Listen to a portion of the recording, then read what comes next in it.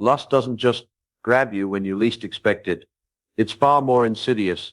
It creeps in silently, slipping into your thoughts before it ever touches your body. How does it happen? How does something so destructive start in the mind and eventually lead to actions that leave you broken? The truth is, the battle is won or lost long before any physical temptation even arises. But here's the kicker. Once you understand how it works, you can stop it in its tracks. It begins with a simple thought, a fleeting image, a casual glance. You brush it off at first. It doesn't seem like a big deal, but that's exactly how lust gets its foot in the door. It doesn't need you to act right away. It just needs your mind to entertain the idea. Once the seed is planted, it grows, feeding on your desires, twisting your thoughts into something more dangerous. And before you know it, the mind has convinced the body to follow through. But there's hope. You don't have to fall victim to this cycle. There's a way to take control, to stop lust before it turns from thought to action. You don't have to let it consume you, and it's not as complicated as you might think. Understanding how it works and what you can do to fight back will change everything.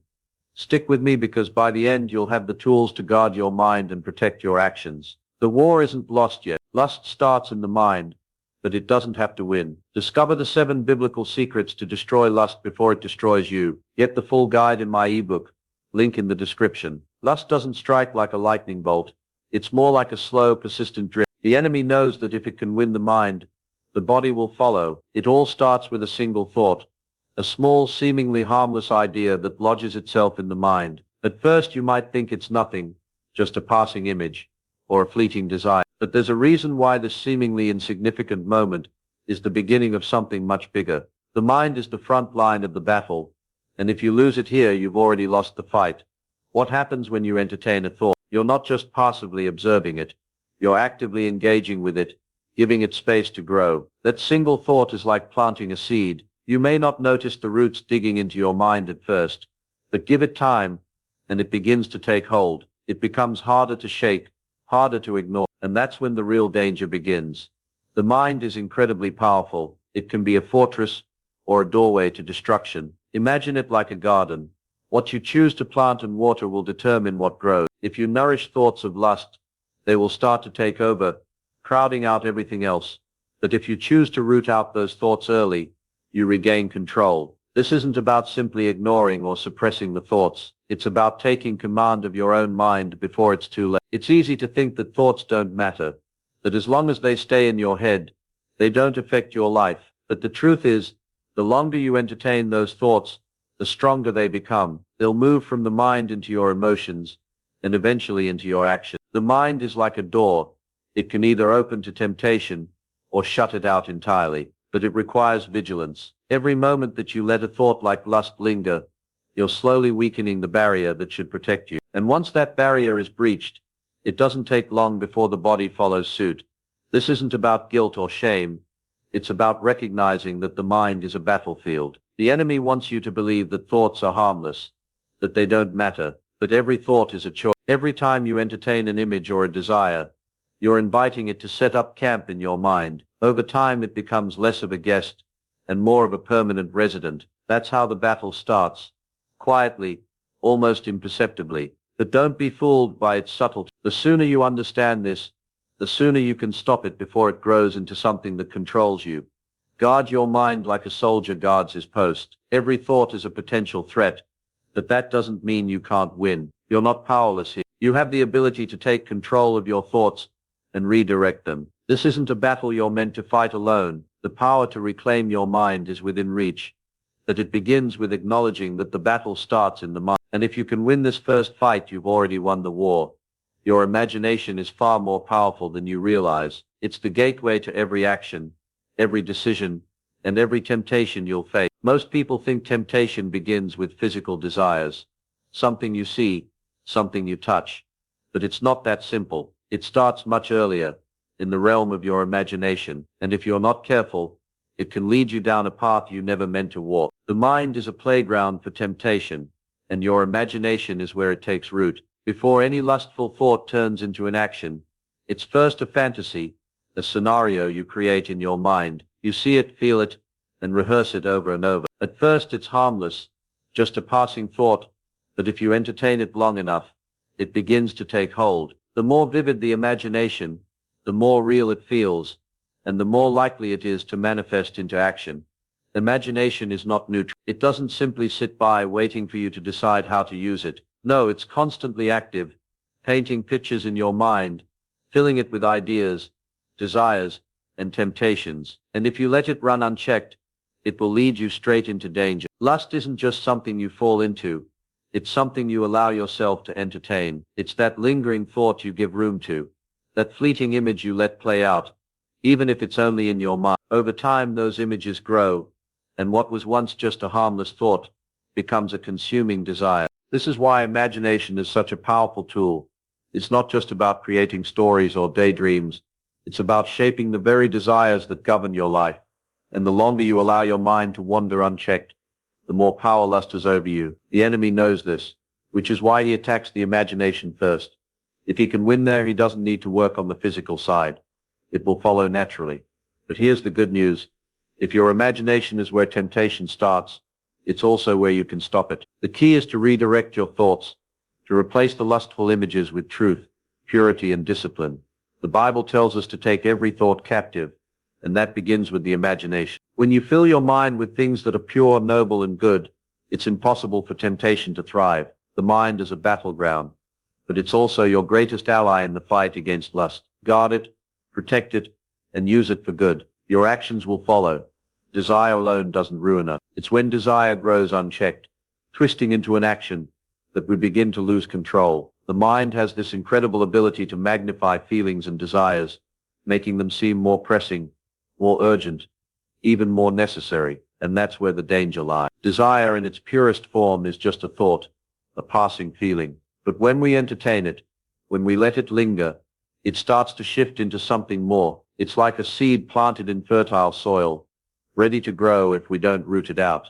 The problem isn't the feeling itself. We all experience temptation, but how we respond to that temptation defines our outcome. When desire goes unchecked, it's like feeding a fire. It grows bigger, stronger, harder to contain. That's when the mind shifts from just thinking about something to actually planning to act on it. A thought becomes a justification, a reason to move from I want to I will. The moment that shift happens, the battle is no longer in the mind, but in the realm of action. Desire wants to make us believe it's harmless, that thinking about something is just a momentary indulgence. But that's the trap. The mind doesn't know where to stop. It doesn't always realize that feeding the thought is what brings it to life. By the time action is taken, it's often too late to stop. The physical act is just the final result of what has been building up in the mind all along. It's no surprise when we fall into something we thought we'd never do. What many fail to realize is that breaking the cycle begins long before the moment of action. It starts when we notice the thoughts creeping in and choose not to entertain them. Every time you say no to a fleeting desire, you're robbing it of the power to grow. It's not about erasing desire entirely. It's about learning how to manage it, to not let it dictate your decisions. That's where true freedom lies. Not in pretending temptation doesn't exist, but in choosing not to act on it. This is how we maintain control. This is how we stop lust from turning from a simple thought into something that controls our lives. It's easy to rationalize your thoughts, isn't it? We all have that inner voice that makes excuses, tells us it's not that bad, or it's just a small thing. That's how lust works its way in, by convincing us that it's harmless, even natural. This is where the danger lies. We begin to justify the very thing we know we should resist. It doesn't happen all at once, but over time, those small justifications grow stronger and harder to deny. Before we know it, what once seemed like a fleeting thought becomes something we think we can control, something we believe is manageable. When we start justifying lust, we take the power away from the truth. We choose to ignore the reality of what we're dealing with. Everyone does it. We tell ourselves, or it's just a phase, I'll get over it. But these justifications only serve to reinforce the behavior, making it more entrenched in our minds. The more we justify, the less we recognize the damage it's causing. It becomes a twisted version of self-deception, where we are not even aware of the harm we're doing to our hearts and our relationships. The most dangerous part, the longer we justify it, the harder it is to break free. It becomes normalized, something we don't question anymore. And that's when it becomes dangerous. Not just in the obvious ways, but in the subtle ways too. Lust distorts our understanding of love, intimacy, and purity. When we justify our actions, we open the door to more temptation, leading us deeper into a cycle of self-deception. But here's the truth. We don't have to let these justifications rule us. The key is recognizing them for what they are. Lies that keep us stuck. It's not easy, but the first step is taking responsibility for the thoughts that lead to those justifications. Once we acknowledge the truth about what's happening in our minds, we can start breaking down those false arguments. This isn't about perfection. It's about honesty with ourselves. When we stop justifying, we begin to see things clearly, and that's when true freedom can begin. We can resist the grip of lust, not by denying our desires, but by choosing not to let them define us. The power of the will is often underestimated. It's easy to believe that our actions are driven solely by our feelings or our circumstances, but the truth is, your will is what shapes your reality. You can choose how to respond, how to think, and how to act, especially when faced with temptation. Think about it. When lust strikes, it doesn't force you to act. It only presents itself as an option. The real battle lies in your ability to say no, to resist the urge to give in to what seems so immediate and overwhelming. That resistance doesn't come from external forces. It comes from within, from the strength of your will. This is where the power lies, the ability to decide, consciously and deliberately, what your next move will be. You don't have to act on every thought, every impulse, every urge. The mind will present them, yes, but your will decides whether to entertain those thoughts or dismiss them. That's the real moment of choice, and that's where your power is. When you understand this, it changes everything. You realize that you are not a passive participant in your own life. You are an active player with the ability to shape the course of events. Lust might try to cloud your judgment, but your will can cut through that fog. It can hold your ground. It can make the hard decision to turn away from temptation, and in that moment you reclaim your power. The more you exercise your will, the stronger it becomes. It's like a muscle. You may not be able to lift the heaviest weights on day one, but the more you train it, the more capable it becomes. Every time you resist, every time you choose what's right over what's easy, you strengthen that muscle, making it more natural to say no the next time temptation knocks. It's easy to feel like you're at the mercy of your impulses, but you're not. The power of the will is always within you, waiting to be tapped into. When you grasp this, you unlock a force far stronger than any temptation. If you're ready to take control and destroy lust before it destroys you, grab my ebook, 7 Biblical Secrets to Destroy Lust. It's packed with powerful insights you can apply today. Get your copy now, link in the description and pinned comment. Your mind is more powerful than you realize. It's the place where everything starts. The desires, the intentions, the decisions. If you're not vigilant about what you allow to occupy your thoughts, it will inevitably shape your actions. It doesn't take much for a fleeting thought to become a desire to turn into a pattern, and eventually that pattern to take control of your life. Guarding your mind is not just a suggestion, it's a necessity if you want to keep your life in balance and your integrity intact. Imagine for a moment that your mind is a fortress with gates that control what enters. Every thought is like a visitor, and some visitors should not be allowed in. Lust, for example, doesn't need much of an invitation. It only needs a crack in the gate, a moment of weakness, a casual glance, or an idle thought. It then begins to grow, slowly but surely. If you're not aware of what's entering your mind, it won't be long before that thought turns into something more. So how do you guard the mind? It starts with awareness.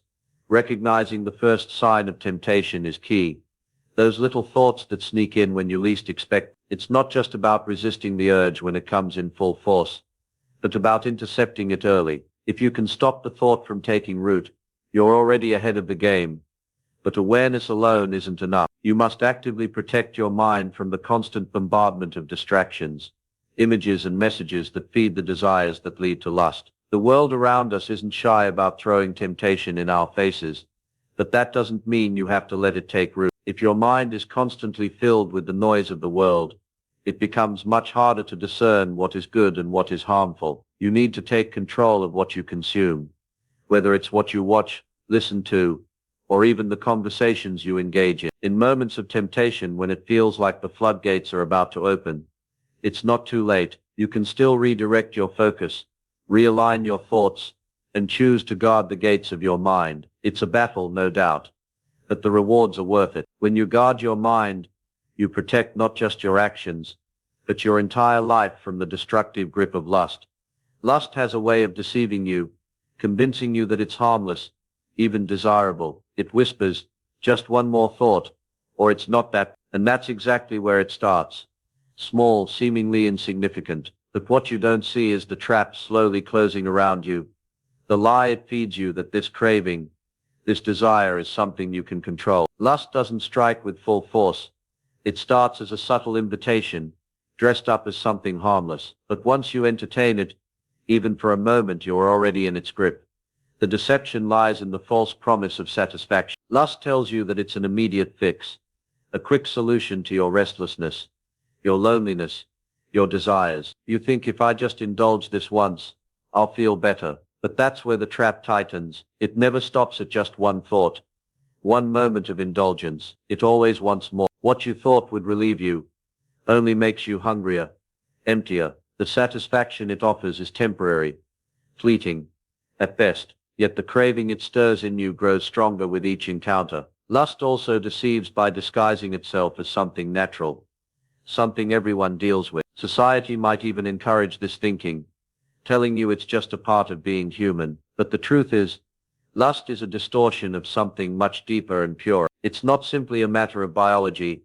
It's a battle of the heart and mind, a war that begins when you start believing the lie that it's harmless, or that it's just the way things are. Lust doesn't tell you about the consequences, about how it robs you of peace, of self-control, and of meaningful connections. And then there's the grandest deception of all. Lust convinces you that you can control it when in reality, it controls you. It leads you into a spiral where you think you're the one in charge, but slowly, you lose your ability to resist. The more you indulge, the less freedom you have. It feeds off your willpower, draining it until all that's left is the craving itself. The only way to break free from this deception is to see it for what it truly is, an illusion. The moment you stop entertaining its lies and start recognizing the truth, you'll reclaim your power over it. And when you do, you'll realize that true satisfaction, the kind that lasts, comes not from giving in to lust, but from overcoming it. The mind is the ultimate battleground. Every day you face an unseen war, one that isn't fought with physical weapons but with thoughts, desires, and temptations. This battle doesn't begin with what you do, it begins with what you think. The power of the mind is both a gift and a curse. It can either keep you on the path of righteousness or lead you into destruction. And if you fail to fight in your mind, you'll never stand a chance when those thoughts eventually manifest into action. What makes this battle so dangerous is that it's often subtle. Temptations don't usually announce themselves with flashing lights and loud alarms. No, they slip in quietly, often disguised as harmless thoughts or fleeting desires. At first, you might not even recognize them for what they truly are. But here's the truth. When you let those thoughts linger, you give them space to grow. And once they grow, they take root in your heart, influencing not just your thoughts, but your actions. Here's where the fight starts to get real. It's not enough to simply resist the outward temptations. If you want to truly win this battle, you need to win it in your mind, long before it ever touches your body. This is where spiritual warfare comes. It's about taking control over your thoughts, rejecting the lies and replacing them with truth. The Bible speaks about taking every thought captive. 2 Corinthians 10:5, which means you don't just passively let thoughts come and go. You actively challenge, you confront the lies and replace them with what's true, pure and holy. But this isn't easy. The enemy doesn't give up easily, and your flesh doesn't either. It's a constant struggle, a daily decision to choose truth over temptation. But here's the good news. You're not alone in this fight. You have divine weapons at your disposal: prayer, the Word of God, and the Holy Spirit. These aren't just abstract concepts. They are real tools that can help you push back against the lies and the temptations that come your way. When you understand the power you have in Christ, you'll realize that you have the authority to command those thoughts to flee, to reject them, and send them packing. The battle for your mind is a fight you can win, but it requires action. It requires awareness. And most of all, it requires you to engage in the spiritual warfare that's happening right now, right in your mind. You have everything you need to conquer it. The question is, will you fight? Unchecked lust doesn't just stay hidden in the shadows. It grows, expands, and starts to take over everything it touches. At first, it might seem like a harmless indulgence, a temporary escape. But what starts as a fleeting desire soon begins to root itself in your life, and before you know it, its consequences are impossible to ignore. The first thing you'll notice is the loss of clarity. Lust clouds your thinking, distorting your ability to make clear decisions. You start justifying actions that you once would have easily rejected, convincing yourself it's not that big of a deal. It's just a thought, right? But thoughts become actions, and actions shape your character. What starts as a simple moment of weakness can spiral into habits that define who you are. The longer you let lust linger, the deeper its impact on your relationship. It doesn't take long before you're unable to truly connect with others, whether it's your spouse, your friends, or even your community. Lust creates a wall between you and the people you care about, replacing genuine intimacy with shallow desire. You might find yourself emotionally distant, unable to truly invest in anyone because your mind is fixated elsewhere. What once felt like a temporary indulgence becomes an addiction, one that erodes trust and destroys the foundations of healthy relationships. And the cost doesn't end there. The emotional and spiritual toll of unchecked lust is far heavier than most realize. It drains your peace, replacing it with guilt, shame, and anxiety. What was once a fleeting thought now weighs on your conscience, robbing you of joy and leaving you in a constant state of unrest. The more you entertain it, the more it holds you captive, pulling you further away from the peace that only comes through self-control. Ultimately, unchecked lust doesn't just damage your body or your mind. It has the power to destroy your soul. It draws you away from the life you were meant to lead, distracting you from your purpose and undermining the very values that guide you. It might seem small, but it's a dangerous game to play. What you entertain in the dark will inevitably shape your life in the light. The good news is that you don't have to live with the consequences. You have the power to stop this before it spirals out of control. It's not too late to take back your mind, restore your relationships, and reclaim your peace. Lust may feel like an overpowering force, something that takes root in your mind and doesn't let go. But what if I told you that it's not the final word, that despite the weight of temptation, there is a power greater than any urge, any desire, or any thought that tries to take hold of you? Grace, redemption. These are not just words. They're the very tools that can break the chains of lust before it ever has a chance to destroy you. The truth is, no matter how deeply you've fallen, or how many times you've given in, there's always a way back. The moment you understand the power of grace, you realize it's not about your ability to fight lust on your own. It's about allowing something greater than yourself to work through you. You don't have to bear the weight of your struggles alone. Grace offers you freedom, the kind of freedom that transforms your mind, heals your wounds, and restores your integrity. It's a divine reset button, a chance to begin again, no matter how many times you've failed before. But here's the key. Redemption is not just about forgiveness. It's about restoration. It's about being renewed from the inside out, taking back control of your thoughts and desires. It's about a mindset shift where the pull of lust becomes less powerful because you've tapped into a higher calling. You begin to see yourself differently, not as someone bound by temptation, but as someone who is constantly being transformed, empowered, and made whole. The journey of overcoming lust is not easy, but grace gives you the strength to keep fighting. Redemption doesn't just change your behavior, it transforms your heart. When you allow grace to guide you, you stop seeing yourself as a failure or someone doomed to fall into the same trap again and again. You become someone who is free to make better choices, someone who has the tools to protect their mind from the lies that lust whispers. So when you face temptation, don't see it as the end. See it as an opportunity to tap into grace. You are not bound to your past mistakes, and you don't have to be defined by your struggles. Redemption means you can rise above and find victory in what once seemed like an impossible battle. The battle against lust begins in the mind, but the victory is found through grace and redemption. It's not about avoiding temptation entirely. It's about having the strength to overcome it when it comes. The journey isn't easy, but the power to break free is always within your reach. You don't have to be a slave to your desires or your past mistakes. With the right mindset, the right tools, and divine grace, you can destroy lust before it destroys you. If you're ready to take control and learn how to guard your mind and heart, I've put together a powerful guide, 7 Biblical Secrets to Destroy Lust Before It Destroys You. This ebook will give you practical biblical wisdom to defeat lust and build a life of purity. Check it out in the description below and start your journey toward freedom today.